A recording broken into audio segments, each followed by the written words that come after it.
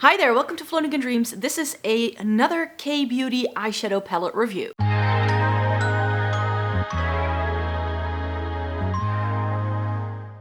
Welcome to everyone watching today. Thank you so very much for joining me. This is going to be part 2 of me trying K-Beauty eyeshadow palettes.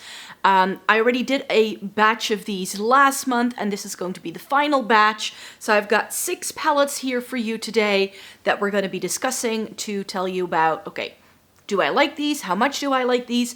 And then next month, in case you didn't know, August on this channel is always going to be devoted to nothing but eyeshadow palettes. So I think that in the course of August, I will be coming to you with a video where I will be ranking all of the K-Beauty eyeshadow palettes that I currently have in my makeup collection, because I have a bit more than just the things I've reviewed. And I think that way that if you are looking into K-Beauty eyeshadow palettes and you don't know where to start, I can do a video that's a bit more helpful and then just use this and some of my other reviews as a reference for swatches and doing all that. Before we get into the video, I would like to point out that I have fair skin with a cool to neutral undertone, and this greatly influences what kind of makeup I like. I've also been reviewing makeup for more than a decade.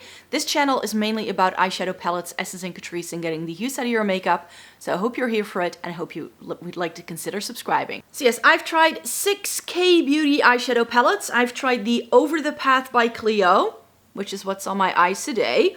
I have the Etude House Autumn Closet, the Bibia Tea House, the Holika, and I need to read this from the back. This is the Fave Mood Eye Palette in Button Up.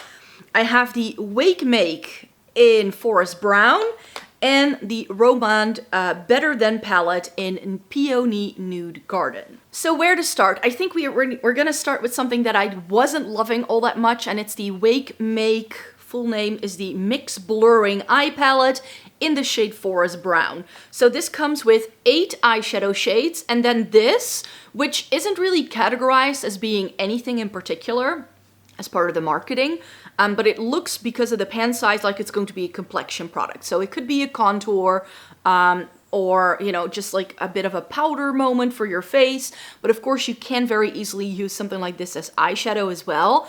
However, you do get this gradient in here, so it could be a little bit more difficult to get the right blend of shades if you do happen to use it as a contour. If you were to use smaller eyeshadow brushes, you can easily go into like the 3 sections that the gradient has to offer and use it that way. I personally kind of ended up not using this, even though I thought, because it had that shade in, that it was going to be a super versatile product. But in the end, this was enough to create 2 looks with. So we get 2 shimmers in here, this white and this peachy tone, and both of them have this very sort of pressed glitter kind of texture, where we get some chunkier glimmer particles suspended in the product. This white shade even has some stars in it, so you need fingers to pick these up.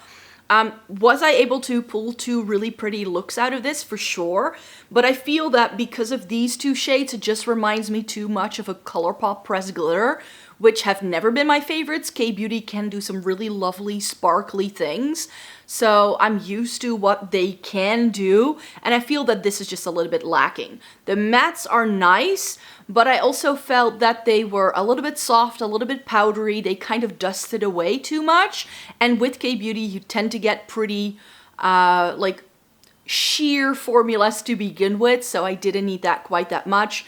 And as I said, I didn't really go into this, and because of it just being the same shades as we're already getting in the palette, so I didn't really need this because, you know, sure, this is a bit small for a big brush to fit into, but this is completely unnecessary, because if you look at these 2 shades, the gradient kind of goes from this to this. So did really need this? I think it's just repeating what the palette already does. So I didn't need to pull in the more complexion-like product to create eye looks.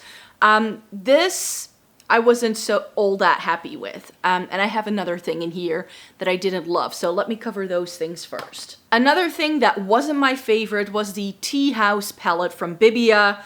This is their final shadow palette in the shade Meringue. And this looked like a very nice light just cool tone dream palette when I saw it online, and then I got it home, and maybe you can already see what my issue is with this. It's just a little boring, dare I say it. Of course, with K-Beauty, you're going to get a lot of neutral shades. You very often don't even get a shade this deep, but I just feel that there should have been something that's sort of like in between these shades and this to really enhance a look. So for me, I just wanted a little bit more. We only get one shimmer in here, which is this guy here, which is again that very flaky, glimmery kind of thing. And I just feel that these three shades, they kind of look identical once I use them on the lids. This and this is too similar. So for an 8 pen, we just don't get that much variety. And that's why this one wasn't my favorite in this bunch. It did have really good quality, as in, you know, if you look at how light this palette is, I mean, these are just incredibly light. So if you're super fair skinned, this is going to work for you. It's not going to look muddy. It's not going to look weird. This has great blendability, but because it is so light, you just have to build it up a little bit more to truly get what you would want out of this little palette. Moving on to the Holika Holika, my fave mood eye palette in the shade Button Up. So I featured the other palette I have from this lineup in the shade Neat Knit last time, and I just thought I could split them up. Because they do have pretty similar color stories actually. And I was hoping that this was going to be my favorite of the two, because this has a little bit more depth, it has a little bit more going on. We get 3 shimmers in here, which is again a reason why I thought this was going to be my favorite of the two.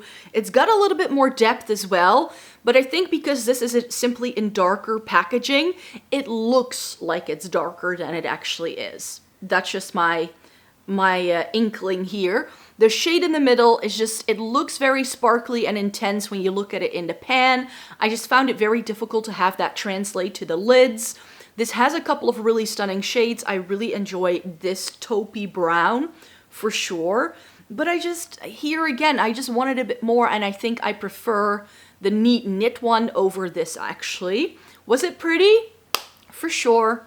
It's a very pretty palette, but I think that now that I've tried both of them, I think I would prefer using the Neat Knit over this. And then in my last video, I used a Roman palette, which was the Dreamy Lilac Garden, I believe, and that was my favorite one I had tried all month.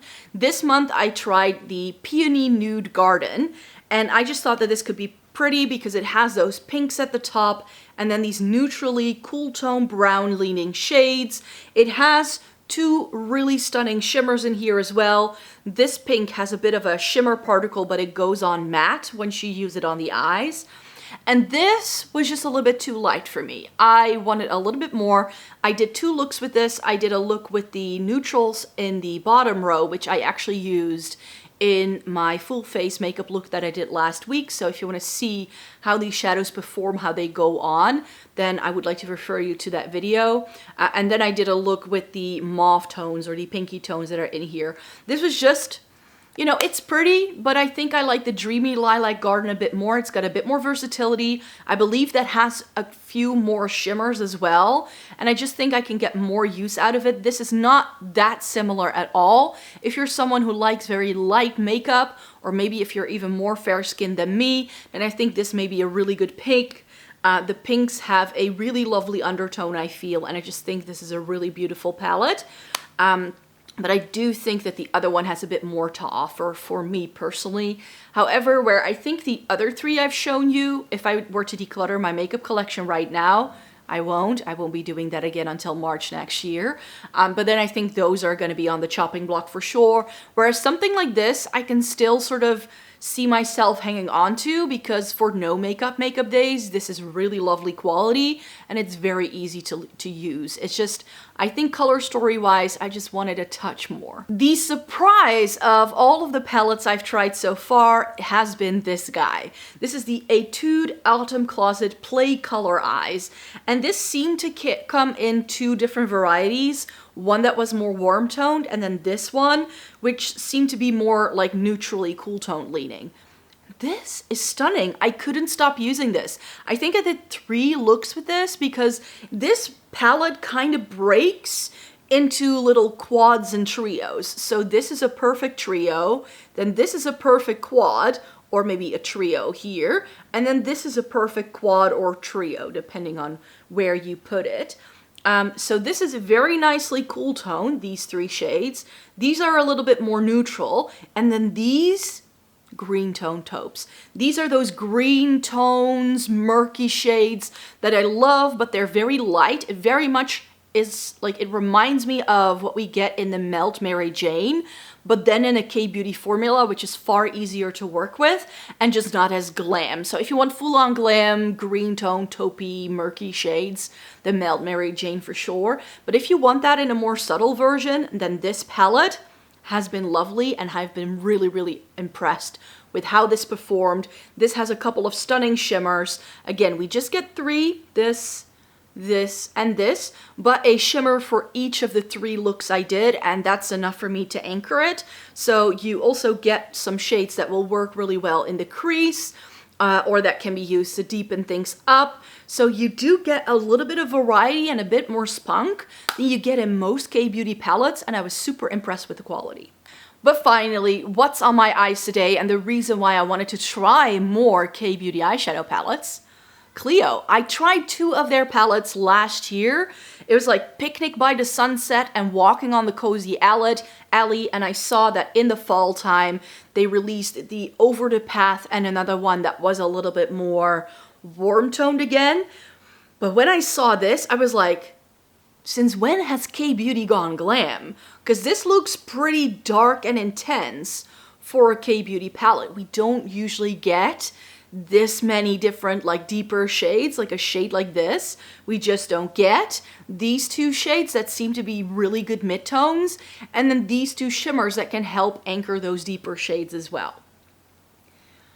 That said, in this palette, I wore it today for the first time, so I've only just put this on. I think the look I created is really pretty, but it took all of the shades in the palette to create it. So let me talk you through what I actually did. I started things off with this mauvey rose tone in the middle, and that's what's in my crease. Then I deepened up the crease with the deepest shade in the palette, so that's how I've been able to carve out my eye socket here in the outer V. This is my favorite technique to use whenever I create eye looks. I like to go in with a lighter shade in the crease and then using something deeper to carve out that outer V. And then I thought I could use this on the lower lash line. And these 2 shimmers are the big letdowns of this palette, because these are far sheerer than I had expected based on swatches, because when you stick your fingers in, these feel pretty opaque and they look really nice, but with brushes, I did struggle to pick these up. So I ended up layering this instead on the lower lash line and then topping this over it with a little bit of this. And I ended up using this a little bit like towards the outer V and the center of the lid to give some of the lighter sparkles something to adhere to, and to just make it work a little bit better. Use this guy as a blend shade for the top lid. Use the creamy shade as a blend shade for the bottom lid. Use this light shimmer in the inner corner. This the peachy tone is what's all over my lids, and this again had that very grainy texture when I stuck my fingers into it. And now that I've broken through the top layer, you can really see the glittery particles it has. It didn't look this glittery when I first got it. And then I used that pinky tone right here on the inner corner, like the inner third of my lower lash line, as a bit of an accent, just to have a bit of shine there. So I wish that these were more like true satins, and then this could have been such a great recommendations, but you definitely need fingers to make some of these shimmers work. That's just a fair bit of warning there. But in terms of like something that's a little bit more glam and that just works really well, I love the undertones of this palette.